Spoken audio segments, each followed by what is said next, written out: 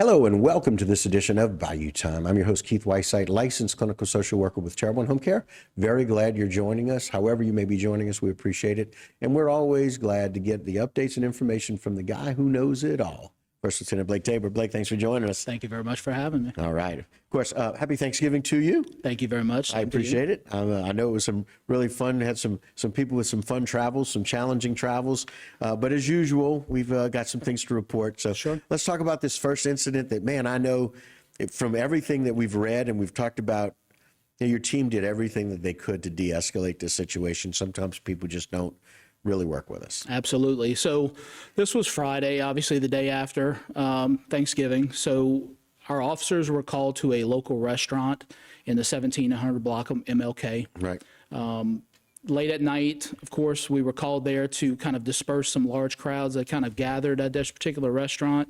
And as they were doing that, one of the common tactics that we use is we obviously ask people to leave the parking lot.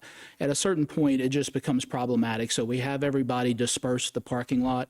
Apparently, one particular young female did not take kindly to that. And ultimately became verbally and physically aggressive with officers as they tried to make her leave. Ultimately, the reports were that the female was balling her fists and taking an aggressive posture against one particular officer who was asking her to leave.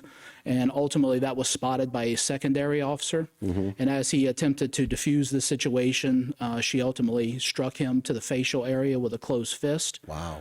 Which ultimately led to a series of events which caused her to go to jail. Wow. And that itself that's battery. And It is. It's a battery of a police officer. And it's a felony. Absolutely. And so, it's like one of those things where, they're trying to de-escalate a situation. It's a crowd. We're asking people to leave. No matter what the situation is, you should be able to leave. And if you don't, and you become aggressive, and if you hit a police officer, now there's a felony on your record. Absolutely. And, and these situations can always escalate very quickly, and they become very dangerous. Right. We've seen in the past where this leads from one person being physically aggressive with an officer and leading to a very large-scale dangerous situation, which is the actual point of us trying to de-escalate those things. Right. And so in case in point, there was another female who got involved after this female was now being detained by the police. Absolutely. So a second female ultimately tries to become involved and interjects herself into the arrest process. First female was ultimately identified as an Antoinette Miller. She's a 28-year-old female from Schriever. Right. You see her photographed here. Right.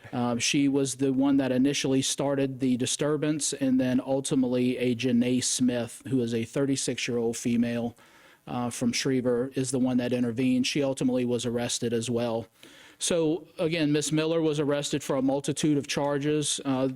Again, there was a lot of circumstances that led to what happened. Right. And she was ultimately arrested for battery of a police officer, which we discussed, the entering and remaining after being forbidden, Right. resisting an officer, and also resisting an officer by force or violence, which also is an additional felony. Wow. Janae Smith was arrested for the one charge of battery of a police officer, which was a felony. It's my understanding that she struck several officers, not with a closed fist, but in a pushing type motion in order to try to get to Miss Miller. Right. And so Ms. Miller has got a $30,000 bond by local judges, and Ms. Smith has a $20,000 bond by Absolutely. local judges. And so, again, they're guys doing a great job out there just trying to keep peace and really trying to de-escalate these kinds of situations that sometimes no matter what you do, we're going to have that. But peaceful resolution, right? Absolutely. The silver lining, peaceful resolution. Two people ended up having to be jailed for that, and then they'll have to deal with the consequences of their behaviors as we move forward. Otherwise, Thanksgiving relatively quiet. It was. It was, Yeah, shopping season, I think, was relatively quiet. Not a whole lot of complaints. Right. Certainly lots of traffic Sure. on the road. But Right. all in all, I think it was a very, very positive and successful. Positive situation. Very good. We have another situation that came up, if you wouldn't mind sharing a little bit Sure. about that, Blake. Yeah, so this one happened on the 26th. Okay. The person that came into question was a Benjamin James Acosta. He's a 52-year-old male. You see him photographed here. He was ultimately arrested for an aggravated arson charge. And that was associated with him purposely setting fire to a residential structure in the 100 block of Broadway Avenue that had 5 occupants in that home. Wow. So the information that we received was, obviously our patrol division was called to that location because of the fire. Also, Schriever Fire Department responded to that, which they did a phenomenal job of helping extinguish that fire. Ultimately, Mr. Acosta was a resident in that particular home. He is an Iota, Louisiana resident, which is in Arcadia Parish, but he was here for an undisclosed reason. Ultimately, a disturbance happened inside of that home, which caused them to ask him to leave. Okay. The homeowner did ask him to leave. He was intoxicated, or at least that's the initial indication.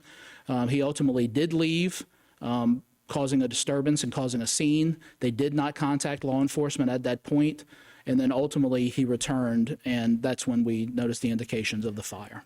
And he was noticed by one of the police officers, right? That's and then correct. He was arrested very soon thereafter. That's correct. Okay. So again, identified, located, incident in the home. He was asked to leave and was staying there, came back, and there was, what we know to this point is that it appears as though he set fire to the home. That's correct. And the homeowner put out that fire to the best of their ability. Schriever came out, made sure that the home was safe. 5 occupants that could have died in a fire. Absolutely. Right, with that situation. I mean, thank God that someone woke up and smelled the fire, and the fire alarms inside the residence were going off, because had that not been the case, it could have been a very different outcome. Blake, we appreciate the update so very much. We look forward for that from you, and thanks for all y'all do. Thank you. All right, and that will do it for this particular segment. Don't go anywhere. A lot more Bayou time when we continue.